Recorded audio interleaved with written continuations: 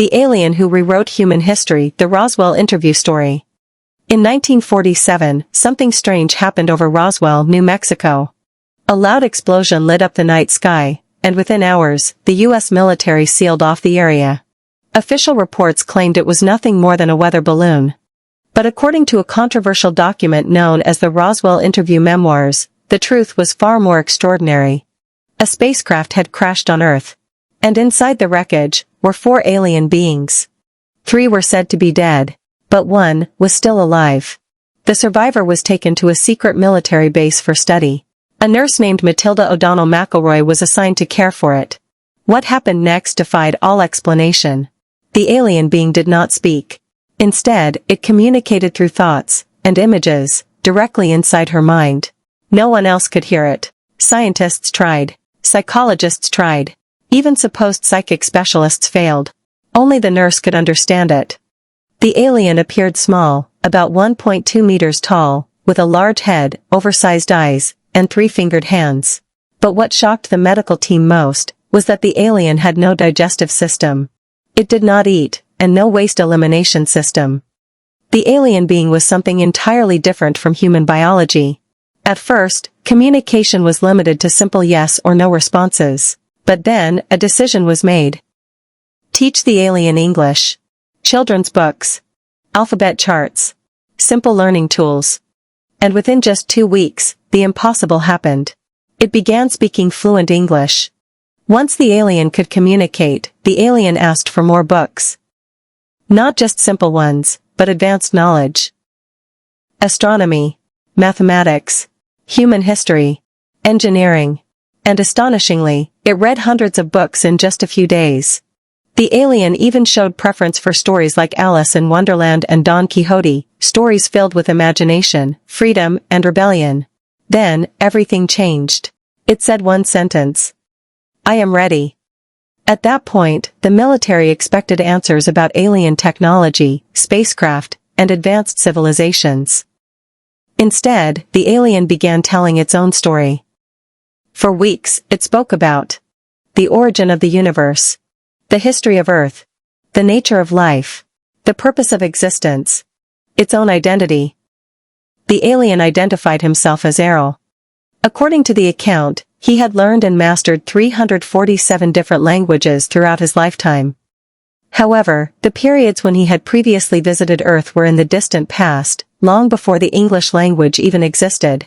At that time, one of the primary languages spoken on Earth was said to be Sanskrit.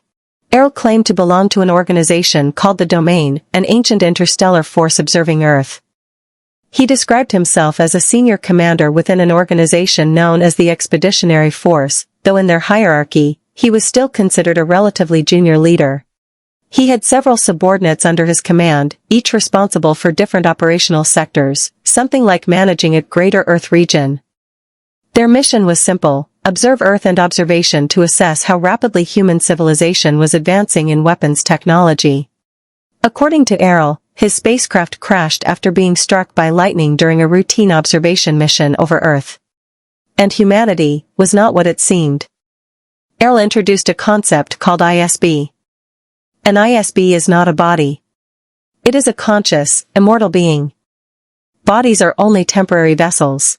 Death is not an end, only a transfer. The ISB itself never dies. It simply changes bodies. He claimed to have lived for millions of years and described physical bodies as temporary vessels, much like clothing that can be changed when no longer needed.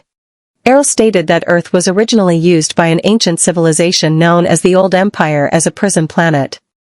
Earth was considered remote and undesirable. Dangerous individuals, rebels, and troublesome personalities were exiled here. Upon arriving, their memories were erased. They were trapped in repeated cycles of reincarnation. Errol described an invisible system surrounding Earth that prevented souls from escaping. Whenever a person died, their spirit would be captured. Their memories would be erased. They would be sent back into another physical body. As a result, humanity remained trapped in an endless cycle of forgetting. Errol also suggested that a few remarkable individuals throughout history had discovered deeper truths about existence, including Laozi of ancient China and Gautama Buddha of ancient India. According to the story, both allegedly found ways to escape the cycle of reincarnation and attempted to leave clues for humanity through their teachings. At this point, Errol introduced one of the most controversial concepts in the story. He claimed that the memory filter surrounding Earth does not always operate at full strength. According to his explanation, the system periodically weakens. Most of the time, when people die, their consciousness is captured, their memories are erased, and they are sent back into another life. But occasionally, the process is not perfect. Sometimes the system fails to completely erase the memories of a departing soul. And when that happens, traces of knowledge, experience, and abilities from previous lifetimes may remain. Errol suggested that this could explain why, at certain periods in history, extraordinary individuals suddenly emerge across different civilizations, both in the East and the West. These remarkable people often appear to possess exceptional wisdom, creativity, or abilities that help accelerate the development of human civilization. He also pointed to what many people describe as natural talent or genius. A child who can play the piano at the age of 3. A 4-year-old who effortlessly speaks multiple languages. According to Errol's theory, these abilities may not be entirely new. Instead, they could be the accumulated experiences and skills of previous lifetimes that were never completely erased. In other words, what we call talent may actually be the lingering imprint of knowledge carried forward from lives long forgotten. Eventually, the military grew frustrated. Errol stopped answering their questions. Reports say Errol was subjected to interrogation. And then, its physical body ceased to function. But the story doesn't end there. Errol later allegedly re-established telepathic contact with Nurse Mac. And revealed a final twist. The electric shock only destroyed the physical vessel. By that point, Errol's true consciousness, what he referred to as an ISB, had already left the body and escaped beyond Earth. The military believed they had killed the alien. But in Errol's version of events, only the container had died. Errol also explained to Nurse Mac that she was not just an observer. She was one of them. A long-lost member of its own expeditionary force, trapped on Earth like the rest of humanity. Under Errol's guidance, Nurse Mac slowly recovered memories she had long forgotten.